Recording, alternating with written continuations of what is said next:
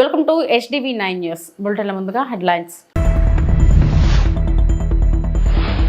YCP ఇసుక దోపిడీ వల్లే అన్నమయ్య డ్యాం కొట్టుకుపోయిందన్న మంత్రి నిమ్మల రామానాయుడు.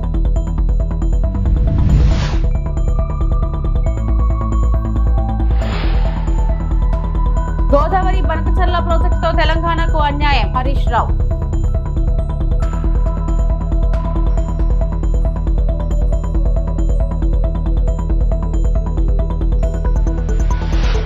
తిరుమల శ్రీ వెంకటేశ్వర స్వామిని దర్శించుకున్న పలువురు ప్రముఖులు.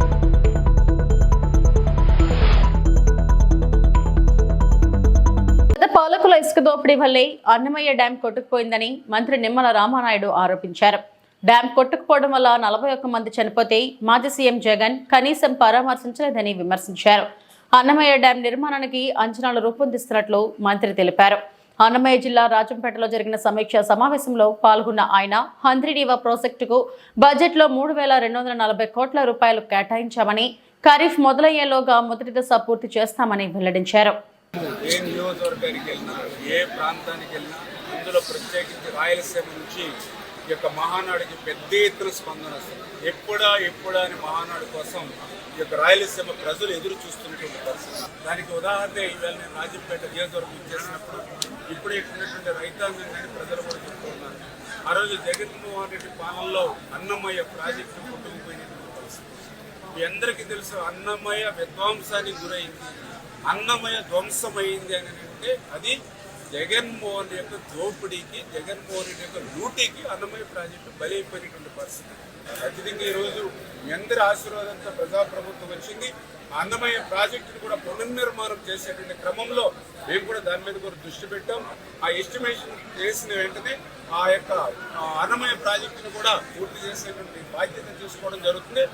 ఆ ప్రాజెక్టు పూర్తయ్యేంత వరకు కూడా స్థానికంగా ఉండేటువంటి రైతాంగం కూడా దానికి ప్యారలల్గా కొంత లిఫ్ట్ పెట్టుకుని కొంత మేర నష్టాన్ని పూడ్చేటువంటి మార్గాలు కూడా చెప్పడం జరిగింది. ఆ రకంగా ఆ రైతు నాయకులతో కూడా కూర్చుని ఆ అన్నమయ్య ప్రాజెక్టుకి సంబంధించినటువంటి రైతాంగానికి తోడుగా ఈ ప్రభుత్వం ఉండేటువంటి విధంగా పనిచేస్తామని చెప్పి మీ ద్వారా అందరూ కూడా తెలియజేస్తాం. ఆంధ్రప్రదేశ్ చేపడుతున్న గోదావరి బనకచర్ల ప్రాజెక్టు వల్ల తెలంగాణకు అన్యాయం జరుగుతుందని తెలంగాణ మాజీ మంత్రి హరీష్ రావు అన్నారు. 2000 టీఎంసీల గోదావరి జలాలు తీసుకుపోవాలని చూస్తున్న రేవంత్ సర్కార్ మొద్దు నిద్ర వేయడం లేదని ఆరోపించారు. కేంద్ర ప్రభుత్వం తెలంగాణపై సవతల ప్రేమ చూపిస్తుందని ఆక్షేపించారు. కేంద్ర మంత్రి కిషన్ రెడ్డి అఖిలపక్షాన్ని ఢిల్లీకి తీసుకుపోయి మోడీ సర్కారుపై ఒత్తిడి తెచ్చి గోదావరి బనకచర్ల ప్రాజెక్టును అడ్డుకోవాలన్నారు. ఉమ్మడి పాలనలో కొనసాగిన జలదోపిడి నేడు కాంగ్రెస్ పాలనలో కూడా మళ్ళీ మొదలైంది. ఆనాడు ఉమ్మడి రాష్ట్రంలో కూడా ఇదే తెలంగాణ కాంగ్రెస్ నాయకుల చేతగంతనం వల్ల, ఇదే తెలంగాణ కాంగ్రెస్ పార్టీ నాయకుల యొక్క పదవుల కోసం పెదవులు మూసిన తీరు వల్ల ఆనాడు స్వరాష్ట్రంలో తీవ్రమైన నష్టం జరిగింది. నేడు కూడా మరి గురుదక్షిణ చెల్లించుకుంటున్నారా, పదవులు కాపాడుకోవడానికి పాకులాడుతున్నారా, కారణాలు ఏమైనా కూడా ఈ రాష్ట్రానికి, ఈ రాష్ట్ర ప్రజలకు శాశ్వత ద్రోహానికి ఈరోజు కాంగ్రెస్ పార్టీ పాల్పడతా ఉంది.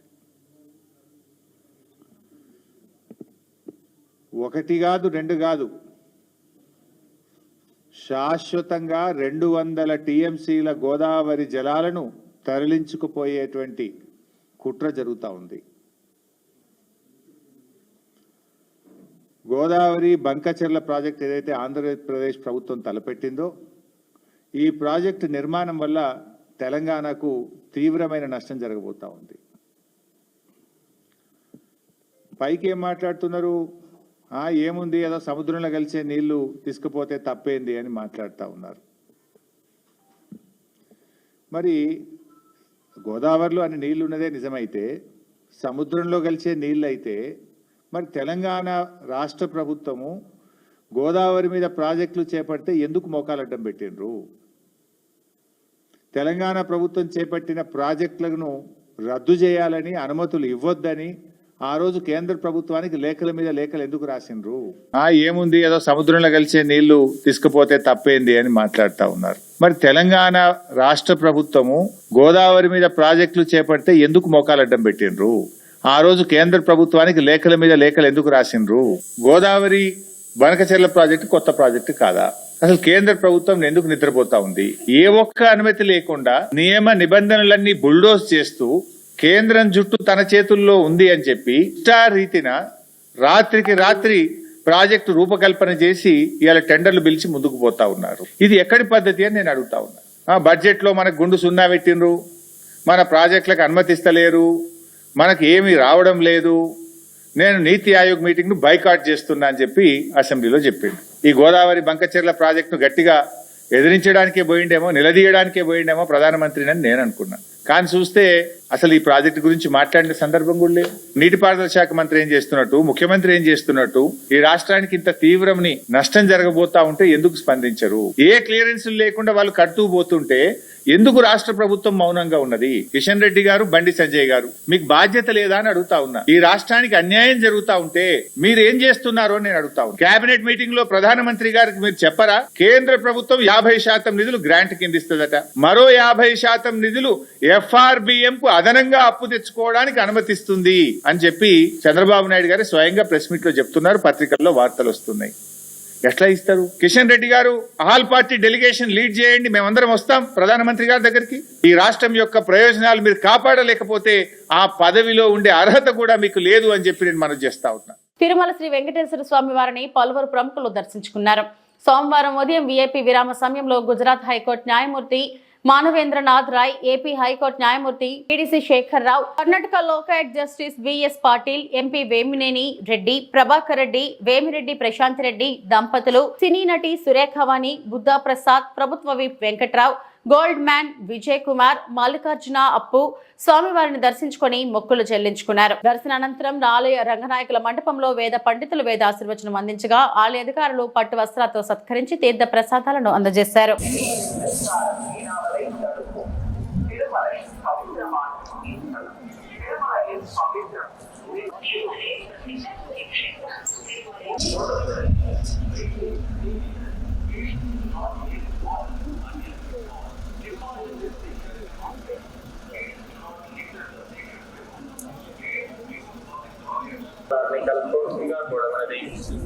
చెన్నయ్య గారు ఊరు ఆర్పాడు శంకరాపురం శ్రీవారి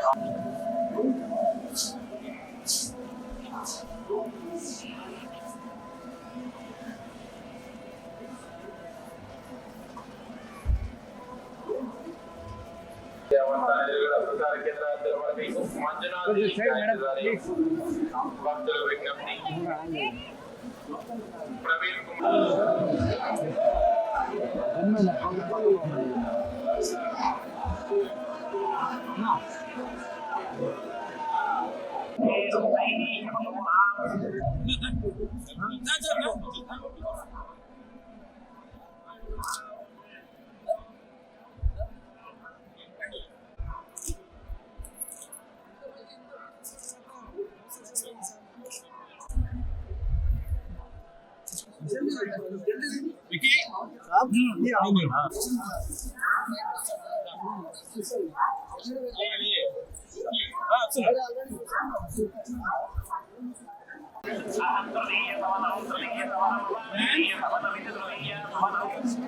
డాక్టర్ బిఆర్ అంబేద్కర్ కోనసీమ జిల్లా వర్షాకాలంలో ముంపు ప్రాంతాలలో నివారణ చర్యలు. సకిరెడ్డిపల్లి మండలం కేశవదాసుపాలెం గ్రామం నందు రాబో వర్షాకాలంలో ముంపునకు గురి కాబడే ప్రాంతాలను గుర్తించి నివారణ చర్యలు తీసుకున్నటకు సంబంధిత శాఖ అధికారులు ఎన్డీఏ కూటమి నాయకులతో కలిసి ఎమ్మెల్యే దేవవరప్రసాద్ క్షేత్రస్థాయి పరిశీలన చేశారు. ఎమ్మెల్యే దేవా మాట్లాడుచూ సకినేటిపల్లి, మలకిపురం మండలాల్లో సాగునీరు లేక పంటలు పండించలేకపోతున్నారని, 6,000 ఎకరాలు పండించవలసిన పంట ఖరీఫ్లో 250 ఎకరాలు పండించారని, క్రాప్ హాలిడే ప్రకటించినట్లు పంటలు పండించే విధంగా ఉండకూడదని, శంకరగుప్తం, చింతలమోరి, టేకిశెట్టిపాలెం, శృంగారపాడు, కేశవదాసుపాలెం, అంతర్వేది గ్రామాలలో గల మురుగు కాలువలను వెంటనే శుభ్రం చేసి మంటల శాతం పెంచేలా నా ప్రయత్నం అని, కేశవదాసుపాలెం డ్రైన్ ను లిఫ్ట్ ఇరిగేషన్ ప్రాజెక్ట్ చేసే విధంగా ప్రయత్నంలో భాగంగా రైతులు, సర్పంచులు, అధికారులు సలహాలు తీసుకుని పంటలు పండించే విధంగా కృషి చేస్తారని హామీ ఇచ్చారు. ఈ కార్యక్రమంలో లిఫ్ట్ ఇరిగేషన్ అధికారి Guravaiah, Godavari central delta project chairman Gubbala Srinivas, Dirisala Balaji తదితరులు పాల్గొన్నారు. రాజోల్ నియోజకవర్గం గోదావరి సెంట్రల్ డెల్టాలో చిట్ట చివరి ప్రాంతం. గత 2 దశాబ్దాలుగా చూసినట్టయితే, గత 15-20 సంవత్సరాల నుంచి చూసినట్టయితే ఈ ప్రాంతం అంతా కూడా ముంపుకు గురవుతూ ఉంది. గత 5 సంవత్సరాల్లో ఇది కాస్త ఎక్కువగా కనిపిస్తున్న పరిస్థితి. లెక్కల్లో చెప్పాలంటే రిజిస్టర్డ్ ఆయకట్టు ఈ నియోజకవర్గానికి వరి పండించడానికి సార్వాలు 14,000 ఎకరాలు. అయితే 2024 ఖరీఫ్లో పండింది కేవలం 3,400 ఎకరాలు. సకినేటిపల్లి పరిస్థితి ఇంకా దారుణం. సకినేటిపల్లి మండలం 6,500 ఎకరాల రిజిస్టర్డ్ ఆయకట్టు ఉన్నట్టయితే గత ఖరీఫ్లో పండింది 156 ఎకరాలు. దారుణమైన పరిస్థితి. క్రాప్ హాలిడే పరిస్థితి ఇది. దీనికంటే క్రాప్ హాలిడే బెటర్ దీనికంటే. ఎందుకంటే కేవలం ముంపు. కేశదాసుపాలెం, చింతలమూరి, అలాగే మోరిపోడు, ఇలాగే గొంది, శృంగారపాడు, ఈ గ్రామాలన్నీ కూడా ముంపుతో చాలా సతమతం అవుతున్నాయి. ఈ నీళ్లు బయటకు పోవాలి. గతంలో చూసినట్టయితే దీనికి ఉన్నది మెకానిజం ఉంది. ఏమిటా మెకానిజం? ఒకవైపు ఈ శంకరగుప్తం డ్రైన్ ఇక్కడి నుంచి ఒక 22 కిలోమీటర్లు పోయినట్టయితే వైనతీయ రివర్లోకి పోతుంది. అక్కడి నుంచి సముద్రంలో పోతుంది. ఇది ఈ ఫ్లో సరిగా లేదు. ఆ నలుగురి వ్యాపారం నుంచి నేను బయటకు వచ్చాను. పవన్ కళ్యాణ్ సినిమా వస్తుంటే థియేటర్లు మూసేస్తామనడం కరెక్ట్ కాదు. పవన్ కళ్యాణ్ వ్యాఖ్యలు సమంజసమైనవే. ఏపీలో ప్రభుత్వం ఏర్పడ్డ తర్వాత సినీ పెద్దలు వెళ్లి కలవాల్సిందే. ప్రభుత్వ సహకారం లేకుండా ఏమీ జరగదు. సినిమా వాళ్ల కోసం పవన్ కళ్యాణ్ పాటుపడుతున్నారు. థియేటర్లు ఏకపక్షంగా మూసేయడానికి నలుగురు మద్దతు పలికారు. ఆ నలుగురిలోనూ నేను లేను. తెలంగాణలో నాకు ఒక్క థియేటర్ మాత్రమే ఉంది. నా వృత్తి సినిమాలు తీయడమని నిర్మాత అల్లు అరవింద్ అన్నారు. 2 రోజుల నుంచి ఆ నలుగురు అని వస్తుంది. ఆ నలుగురు కొంచెం ఆ నెగిటివ్ షేడ్ తోటి, ఆ నలుగురు కబంధాస్తాలతోటి ఈ ఇండస్ట్రీని పట్టుకు. బాబు, ఆ నలుగురికి నాకు సంబంధం లేదు. ఆ నలుగురిలో నేను లేను. అసలు ఇది 15 సంవత్సరాల క్రితం స్టార్ట్ అయింది ఆ నలుగురు అని. ఆ నలుగురు ఆ తర్వాత ఆ 10 అయింది. అది ఎవరు పట్టించుకోలేదు. ఓ 10 మంది దగ్గర ఉన్నాయి థియేటర్లు. నేను ఆ నలుగురు వ్యాపారంలో నేను బయటకు వచ్చా. నేను లేను. తెలంగాణలో నాకు ఒక్క థియేటర్ కూడా లేదు ప్రస్తుతం. తెలంగాణలో నాకు ఉన్నది ఒకే ఒక థియేటరు, త్రిబుల్ ఏ, దానికి ఓనర్. నా దగ్గర ఒక్క థియేటర్ కూడా లీజులో లేదు. ఆంధ్రాలో కూడా అన్నీ వదిలేసుకుంటా వచ్చేసి నా దగ్గర మొత్తం 1,500 థియేటర్లు ఆంధ్రాలో ఉంటే, అదే మొత్తం తెలుగు రాష్ట్రాల్లో ఉంటే నా దగ్గర 15 లోపు ఉన్నాయి. అన్నీ వదిలేసుకుంటారాగా. అవి కూడా మా స్టాఫ్ తోటి లీజులు అయిపోయిన తర్వాత ఎప్పుడు లీజులు రెన్యూ చేయకండి వీటిని అని చెప్పాను. కనుక నా దగ్గర థియేటర్లు లేవు. ఎందువల్ల నన్ను అంటే పాత అలవాటు కొద్దీ అందరూ నన్ను ఆ నలుగురులో అదేదో ఫోటోలు వేయడానికి మాది బాగుంటాయి కనుక అందరి పెద్దల ఫోటోలు వేస్తా, విమర్శకు బాగుంటుంది కనుక కొంచెం అలా విమర్శిస్తున్నారు. ఆ నలుగురు అని వేసేటప్పుడు నన్ను కలపకండి, నేను లేను, ఆ వ్యాపారంలో లేను, నేను అన్నీ వదిలేశాను, మేము మూసేస్తున్నాము. ఏమంటే పవన్ కళ్యాణ్ సినిమా రిలీజ్గా రాబోతుండగా మేము సినిమాలు మోస్తాము అనేది దుస్సాహసం చేయకూడదు. ఆ దుస్సాహసానికి మీరు ముందడుగు వేయకూడదు. అది పెద్దలు కానివ్వండి, చిన్నలు కానివ్వండి చెప్తున్నాను. మన ఇండస్ట్రీ నుంచి ఎవరు ఏది అడిగినా హెల్ప్ చేస్తున్న మనిషి ఆయన. ఆయనపాత్రుడు లెటరైట్ మైనింగ్ దోపిడీపై అనకాపల్లి జిల్లా కలెక్టర్ కి ఫిర్యాదు చేసిన మాజీ శాసనసభ్యులు పెట్ల ఉమాశంకర్ గణేష్. సార్, అందరికీ నమస్కారం అండి. ఈరోజు నర్సీపట్నం సంబంధించి ల్యాటరైట్పై ఈరోజు గౌరవ జిల్లా కలెక్టర్ గారిని కలవడం జరిగింది. అయితే మనందరికీ తెలుసు, ఈరోజు చూస్తే నర్సీపట్నంలో చింతకాల అయ్యన్నపాత్రుడు ల్యాటరైట్పై సుమారుగా రోజుకి 3 కోట్ల రూపాయలు సంపాదించే కార్యక్రమం చేపట్టడం జరుగుతుంది. నర్సీపట్నం నియోజకవర్గం నాతవరం మండలం సుందరకోట పంచాయతీకి సంబంధించి ఏదైతే ఈ తవ్వకాలు జరుగుతున్నాయో లాటరీ తవ్వకాలు నిబంధనలకు విరుద్ధంగా అయ్యన్న పాత్రుడు దోపిడీ చేస్తున్న సంగతి మనం అందరం చూస్తాం. అందులో భాగంగానే గత నెల 28వ తారీఖున గౌరవ కలెక్టర్ గారు నర్సీపట్నం ఇచ్చేసినప్పుడు స్వయంగా నేనే రికమెండేషన్ ఇవ్వడం జరిగింది. అందులో అంశాలు ఏంటంటే లాటరీ తవ్వకాల వద్ద వే బ్రిడ్జ్ లేకుండా చేస్తానని చెప్పి ఒకటి, 2 నేషనల్ గ్రీన్ ట్రిబ్యునల్లో పెండింగ్లో ఉంది కేసు అని చెప్పి కేసు పెండింగ్ ఉన్నప్పుడు కూడా చేస్తానని ఒకటి, ఆదివాసీల హక్కులు ఉల్లంఘించుతున్నారని చెప్పి ఒకటి, అలాగే రాయల్టీ విషయంలో మోసం జరుగుతుందని చెప్పి ఈ 4 అంశాల మీద ముఖ్యంగా అక్రమ మైనింగ్పై ఏదైతే చేస్తారో అక్రమ మైనింగ్పై విచారణ జరిపి అక్రమ తవ్వకాలపై చర్యలు తీసుకోవాలని చెప్పి మరి మొన్న లాస్ట్ టైము 28వ తారీఖున గౌరవ కలెక్టర్ గారు నర్సీపట్నం వచ్చినప్పుడు ఒక రిప్రజెంటేషన్ ఇచ్చాం.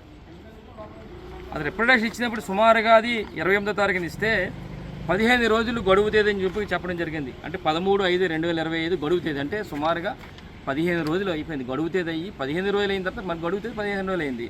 అంటే ఒకటేంటంటే ఏదైతే 13వ తారీఖు గడువు తేదీ ఉన్నారో 14వ తారీఖున మళ్ళీ ప్రెస్ మీట్ పెట్టాం. ప్రెస్ మీట్ ద్వారా అధికారులకు తెలియజేయాలనే ఉద్దేశం మీద మళ్ళీ దీని మీద ఒక కార్యక్రమం పెట్టి మరి ఏదైతే ఈ అక్రమ రవాణా జరుగుతుందో అక్రమ తవ్వకాలు జరుగుతున్నాయో రోజుకి సుమారుగా 5,000 టన్నులు తీస్తున్నారు, సుమారుగా 3,000 రూపాయలు ఒక టన్ను విలువ అన్ని పోదామని చెప్పి సుమారుగా 1,50,00,000 రూపాయలు ఒక రోజుకి అయ్యన్న పాత్రుడు సంపాదన చేస్తాడని చెప్పి మరి మీడియా ద్వారా అధికారులందరికీ కూడా చెప్పాం. మరి ఏంటంటే ఏదైతే మేము 28వ తారీఖున ఇచ్చామో నిజంగా గౌరవ కలెక్టర్ గారు స్పందించి ఉంటే ఆ 15 రోజుల్లో 22.5 కోట్ల దోపిడీ జరగకుండా ఉండేదని చెప్పి అన్నాం. అంటే స్పందించకపోవడం వల్ల 22.5 కోట్ల రూపాయలు హైదరాబాద్ దోపిడీ చేసిందని చెప్పి పత్రికాముఖంగా మరి అక్కడ ఉన్న అధికారులందరూ కూడా చెప్పడం జరిగింది. అయితే మళ్ళీ ఈరోజు మళ్ళీ ఒకసారి మరి గౌరవ కలెక్టర్ గారిని కలిసాం. సుమారుగా 28 రోజులు అయిందండి. మరి ఈ రోజు కూడా మరి ఇవ్వలేదు, ఎక్నాలజ్మెంట్ అయితే ఇచ్చారని చెప్పి అన్నాం. అంటే నాకు అర్థం కావట్లేదు, ఒక ఎక్నాలజ్మెంట్ ఇచ్చారు, 15 రోజులు మరి గడువు ఇస్తూ పరిష్కరించే తేదీ 13 అన్నారు. ఇంటికి ఈరోజు సుమారుగా 13 అయిపోయిన తర్వాత 15 రోజుల తర్వాత మళ్ళీ 15 రోజులు అయింది. మరి ఎందుకు ఈ ఎక్నాలజ్మెంట్ అర్థం కావట్లేదు మాకు ఈ సందర్భంగా అని చెప్పి అడుగుతున్నాం. అయితే ముఖ్యంగా చెప్పాలంటే ఈరోజు మళ్ళీ ఈరోజు ఇచ్చిన మరి దరఖాస్తులో మేము చెప్పింది ఏంటంటే ఏదైతే లాటరీ తవ్వకాలు జరుగుతుందో ఇప్పటికే ఎన్జీటీలో కేసు పెండింగ్లో ఉంది, దాని తాలూకు వివరాన్ని కూడా చెప్పాం. మరి దీనిపై అప్పుడు కలెక్టర్ గారు కూడా ఒక సంయుక్త కమిటీ వేసి మరి ఎన్జీటీ ఆదేశాల మేరకు కమిటీని వేశారు. సుమారుగా 16/8/23 జాయింట్ కమిటీ ద్వారా మరి విచారణ జరిపిన తర్వాత అప్పుడున్న కలెక్టర్ గారు రవి పటాన్ శెట్టి గారు కూడా మరి దీనిపై అనుమతి లేవని కూడా చెప్పడం జరిగింది. కానీ ఈ కలెక్టర్ గారు కూడా మరి దీనిపై ఎందుకు చర్యలు తీసుకోవట్లేదో మాకైతే అర్థం కావట్లేదు. విశాఖ జిల్లా గాజువాక పాతకన్నవానిపాలెం శ్రీకృష్ణ దేవరాయ కళ్యాణ మండపంలో tiger power karate kick boxing academy ఆధ్వర్యంలో కరాటే బెల్ట్ గ్రేడింగ్ టెస్ట్ నిర్వహించారు. ముఖ్య అతిథులుగా BJP convener kick boxing association రాష్ట్ర గౌరవ అధ్యక్షుడు కన్నమరెడ్డి నరసింహరావు, 71వ వార్డు కార్పొరేటర్ రాజాన రామారావు పాల్గొన్నారు. వారి చేతుల మీదుగా క్రీడాకారులకు సర్టిఫికెట్లు, బెల్టులు ప్రదానం చేశారు. నమస్కారం అండి. ఈరోజు గాజువాక పాతకన్నవానిపాలెం శ్రీకృష్ణ దేవరాయ కళ్యాణ మండపంలో tiger power karate and kick boxing and boxing academy ఆధ్వర్యంలో సంస్థ ప్రతినిధులు సన్నీ గారు, ఆనంద్ గారు, వెంకట గారు, నూకరాజు గారు అందరూ కలిసి ఈ ప్రాంతంలో ఉన్నటువంటి కరాటే క్రీడాకారులకు ఈ యొక్క బెల్ట్ గ్రేడింగ్ టెస్ట్ పెట్టి వాళ్ళకి black belt, yellow belt, white belt, green belt వాళ్ళకి ప్రదానం చేయడం జరిగింది. అదేవిధంగా బ్లాక్ బెల్ట్ వచ్చిన వాళ్ళందరికీ కూడా సర్టిఫికెట్స్ కూడా మేము మా చేతుల మీదుగా వాళ్ళకి ఇచ్చి అభినందించడం జరిగింది. స్పోర్ట్స్ లో కరాటేలో రోజు 1 గంట ప్రాక్టీస్ చేయడం ద్వారా చాలా యాక్టివ్ గా ఉంటాము, వ్యాయామం అవుతుంది. పిల్లలు చదువులతో పాటు ఈ యొక్క స్పోర్ట్స్ లోను కూడా డైలీ ప్రాక్టీస్ చేయడం ద్వారా చదువుల్లోనూ కూడా రాణిస్తారు, ఫిట్ గా ఉంటారు, ఆరోగ్యంగా ఉంటారు. మరి ఖేలో ఇండియా పథకం ద్వారా ప్రధానమంత్రి శ్రీ నరేంద్ర మోదీ గారు క్రీడాకారులను అన్ని విధాలుగా ప్రోత్సహిస్తున్నారు. అదేవిధంగా మన రాష్ట్రంలో కూటమి ప్రభుత్వం సీఎం గారు శ్రీ నారా చంద్రబాబు నాయుడు గారు, డిప్యూటీ సీఎం శ్రీ పవన్ కళ్యాణ్ గారు మనకి స్పోర్ట్స్ లో 3% కోటా కూడా ఇచ్చారు. పిల్లలు బాగా మీరు జాతీయ స్థాయి, అంతర్జాతీయ స్థాయిలో మీరు పాల్గొని గెలుపొందితే మీకు కాలేజీలో సీట్లు కానీ ఉద్యోగ అవకాశాలు కూడా వచ్చే అవకాశం ఉంది. ముఖ్యంగా ఆడపిల్లలు ఇప్పుడు ప్రాక్టీస్ చేయడం చూసాము. వాళ్ళని వాళ్ళు రక్షించుకోవడం, ఆత్మరక్షణతో పాటు వాళ్ళకు ఒక వ్యాయామం అవుతుంది, వాళ్ళు కాపాడుకునే స్థితితో పాటు పక్క వాళ్ళు కూడా రక్షణగా ఉంటుంది. కాబట్టి రోజు కరాటే నేర్చుకోవాలి. మనకి గాజువాక 100 అడుగు రోడ్లో అమరావతి పార్క్ లో సన్నీ గారు, ఆనంద్ గారు, వెంకట గారు రోజు ఉదయాన్నే 100 మంది పిల్లలకి వాళ్ళకి ఈ కరాటేలో ట్రైనింగ్ ఇస్తారు. మరి రెఫరీస్, జడ్జెస్, కోచెస్ అందరూ కూడా పిల్లల్ని చాలా చక్కగా తీర్చిదిద్దుతున్నారు. అందుకే జాతీయ స్థాయి, అంతర్జాతీయ స్థాయిలో మన గాజువాకకి, మన విశాఖపట్నం జిల్లాకి ఎన్నో మెడల్స్ సాధిస్తున్నారు. మరి కళ్యాణ మండపంలో మనకి సోషల్ రెస్పాన్సిబిలిటీ ప్రకారంగా కళ్యాణ మండపాన్ని ఉచితంగా ఇచ్చినటువంటి శ్రీకృష్ణదేవరాయ సంక్షేమ సంఘం సభ్యులందరికీ కూడా ప్రత్యేకమైన ధన్యవాదాలు తెలియజేస్తాను. గ్రేటర్ విశాఖ మున్సిపల్ కార్పొరేషన్ లో నూతనంగా ఎన్నికైన డిప్యూటీ మేయర్ డల్లి గోవిందరాజుకు తోటి స్నేహితులు Nadupuru high school 1998, 1999 10th class friends welfare association సభ్యులు గజమాలతో సత్కరించి అభినందనలు తెలియజేశారు. ఈ సందర్భంగా అసోసియేషన్ ప్రతినిధులు మాట్లాడుతూ మాతో పాటు జిల్లా పరిషత్ హై స్కూల్ నడుపూరులో 10వ తరగతి వరకు చదువుకున్న మిత్రుడు తల్లి గోవిందరాజు ఒక సాధారణ కుటుంబంలో జన్మించి అంచెలంచెలుగా ఎదిగి శ్రీ మాతా సేవా ట్రస్ట్ ద్వారా పేద ప్రజలకు అనేక రకాల సర్వీసులను అందించి మదర్ తెరిసా ఆశయ సాధనను నెరవేరుస్తూ ఇంకా ప్రజలకు ఎక్కువ సేవలను అందించాలనే ఉద్దేశంతో రాజకీయాల్లోకి వచ్చిన వెంటనే 64వ వార్డు కార్పొరేటర్ గా అత్యధిక మెజారిటీతో గెలుపొందారు. ఈ రోజున గ్రేటర్ విశాఖ మున్సిపల్ కార్పొరేషన్ కి డిప్యూటీ మేయర్ గా పదవి బాధ్యత స్వీకరించడం మాకెంతో సంతోషంగా ఉందని అన్నారు. అతనితో పాటు 10వ తరగతి వరకు చదువుకున్న మా అందరికీ మేము అందరం చదువుకున్న జిల్లా పరిషత్ నడుపూరు హై స్కూల్ కూడా ఎంతో గర్వకారణమని అన్నారు. హృదయపూర్వక ధన్యవాదాలు తెలియజేసుకుంటున్నాము. అలాగే మన విశాఖ ప్రజలందరికీ కూడా మంచి చేయాలండి, ఎన్నో అభివృద్ధి కార్యక్రమాల్లో పాల్పంచుకొని మన విశాఖపట్నాన్ని మన స్కూల్ తరపు నుంచి ప్రత్యేకంగా ధన్యవాదాలు తెలియజేసుకుంటున్నాము. అలాగే మన విశాఖపట్నానికి ఒక మంచి విజయపథంలో నడిపిస్తారని కోరుకుంటూ మరొకసారి ప్రత్యేకంగా హృదయపూర్వకంగా నమస్కారాలు తెలియజేసుకుంటున్నాము. శ్రీ తల్లి గోవిందరెడ్డి గారు ఒక సాధారణ కుటుంబంలో జన్మించి అంచెంచెలుగా ఎదిగి శ్రీ మాతా సేవా ట్రస్ట్ ద్వారా అనేక కార్యక్రమాలు చేసి ఈ రోజున మదర్ తెరిసా ఆశయ సాధన కోసం రాజకీయాల్లోకి వచ్చి 64వ వార్డు కార్పొరేటర్ గా అత్యధిక మేరతో గెలుపొంది ఈ రోజు greater Visakhapatnam municipal corporation deputy mayor గా పదవి పొందాలని మా జిల్లా పరిషత్ నడుపూరు హై స్కూల్ 98-99 బ్యాచ్ కి బాగా గర్వకారణం. ఇంకా అనేక రకాల ఉన్నత పదవులు అధిరోహించిన మిత్రుడు ఎన్నెన్నో సేవా సాధించాలని మా Nadupuru high school 1998-99 10th class friends association ద్వారా మా పూర్తి సపోర్ట్ మా మిత్రులకి ఎవరిలో ఉంటుందని. ప్రధాని నరేంద్ర మోడీ నిర్వహించిన మన్ కీ బాత్ తెలుగు అనువాద కార్యక్రమాన్ని బీజేపీ గాజువాక నియోజకవర్గ పరిధిలోని తిలకించారు. గాజువాక స్ఫూర్తి అనాథ ఆశ్రమ పిల్లలతో కలిసి భాజపా జిల్లా అధ్యక్షుడు పరశురామరాజు, నియోజకవర్గ BJP convener Kannamreddy Narasimharao, in charge Polimera శ్రీనివాసరావులు వీక్షించారు. అనంతరం మాట్లాడుతూ ఆపరేషన్ సింధూర్ తర్వాత తొలిసారిగా మన్ కీ బాత్ ద్వారా ప్రధాని మోడీ తన సందేశాన్ని జాతికి వినిపించారని అన్నారు. నమస్కారం అండి. గౌరవ దేశ ప్రధానమంత్రి వర్యులు శ్రీ నరేంద్ర మోదీ గారి 122వ మన్ కీ బాత్ కార్యక్రమం ఈరోజు గాజువాక అసెంబ్లీ నియోజకవర్గం 72వ వార్డు 111వ పోలింగ్ బూత్ లో వీక్షించడం జరిగింది. ఇక్కడ స్ఫూర్తి ఆశ్రమం ఉంది.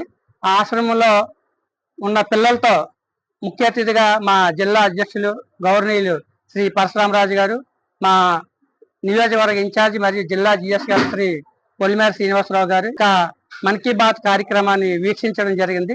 ప్రధానమంత్రి శ్రీ నరేంద్ర మోదీ గారు ఎన్నో విషయాలు తెలియజేశారు. ఎంతో మంది భారతదేశంలో స్వయం కృషితో పైకి వచ్చినటువంటి ఎంతో మంది కోసం వివరంగా చెప్పడం జరిగింది. ముఖ్యంగా వచ్చే నెల 21వ తేదీన మనకి యోగా డే వస్తుంది. ఆ యోగా డేని అందరూ కూడా చేయాలని కూడా చెప్పడం జరిగింది.